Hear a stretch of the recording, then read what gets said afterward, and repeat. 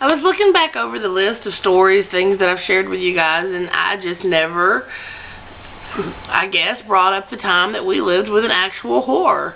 And if I have repeated it somewhere and maybe labeled it wrong and my dit-dot brain's just not pulling it together, I apologize, but here we go again.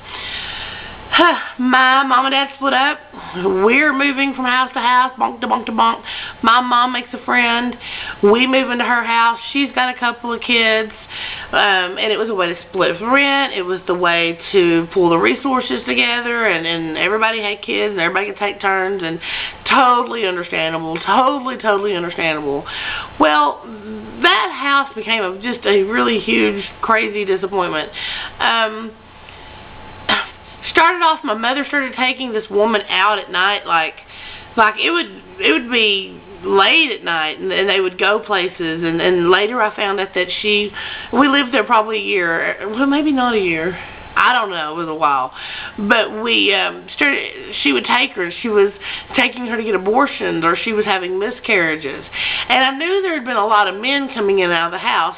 Thank goodness they primarily did, or this woman did her whoring or her prostituting during the daytime when all the kids were at school. We have to be thankful for that. There were a few that lingered at night. We saw those, we assumed that was it, thought those were the boyfriends, but there was much more going on. One time I had to go to her room to get something. She was not there, and you would not believe the things that I saw in that room that a kid should not see. I was probably 12. I mean, there was just things. She was definitely could do anything to satisfy the urge of a partner, and it was pretty interesting. So we lived there. My mom started dating a guy that lived there. This was just kind of a normal 3-bedroom house. It was the mom had a room, her 2 kids had a room, and then my mom took over the garage and made it her room.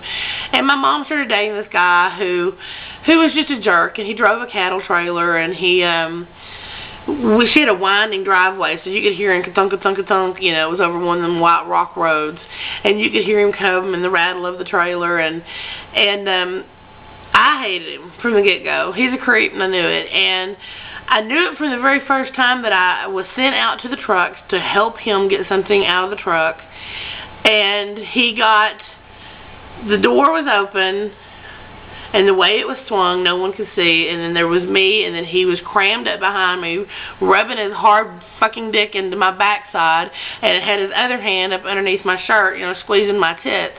That's when I knew I was in trouble.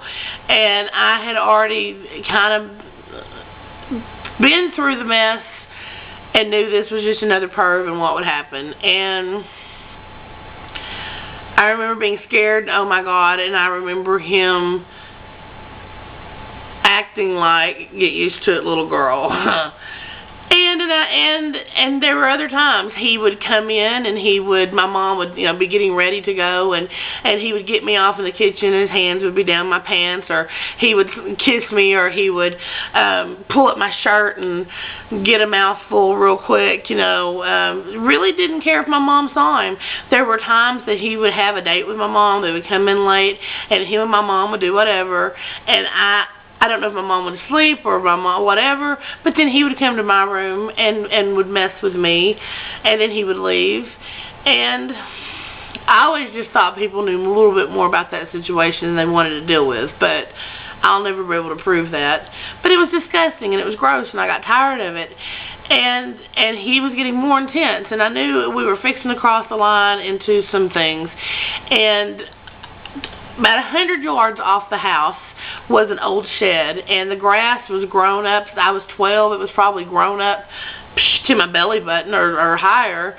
I mean, and a lot of grass and trees and just whatnot, and then there was this shed, and it literally got to the point that when I would hear this cattle trailer coming up the road, and oh, here he comes, or, you know, if we're dropping in, or my mom say he's coming by, I would grab me something to eat and grab me something to drink, whether it be a glass of water or whatever, and I would take off and I would go to that shed, and it didn't matter if it was 10 o'clock at night or 4 o'clock in the afternoon, I would go and hide. They called for me a few times, couldn't find me, didn't look for me, figured I was at a friend's, I guess, I don't know.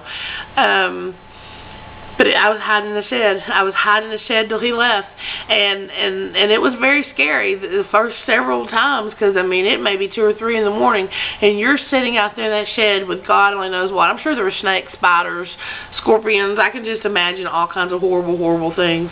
But you know what? It wasn't near as bad as the predator that was on the property that was getting way too close to doing something to me that I did not want done, that I had done already by someone else that was no good, that shouldn't have been around, but he was. You know, sometimes parents, it's hard. I've done it by myself. It's hard, and they make the decision to bring people in their lives, and sometimes that's good for a child, and sometimes it's not, and sometimes the child gets forgotten and overlooked, and sometimes not. And my situation, we were always on the back burner. A guy in my mom's life was always chosen over us, to the point that we did not even live with her anymore, but her boyfriends did. So anyway, other story, other videos.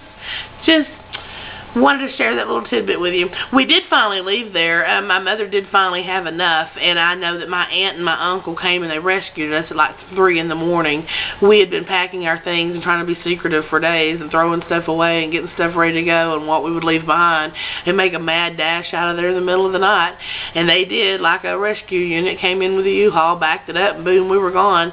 And we did a lot of midnight runaways. That's not the first time. We did a mad rush, what can you throw and go move. Left a lot of stuff behind. But anyway, that was the time. Living in a horse house. It was crazy. Hated it. Glad it's over. Wish the memories would stop. Whatever.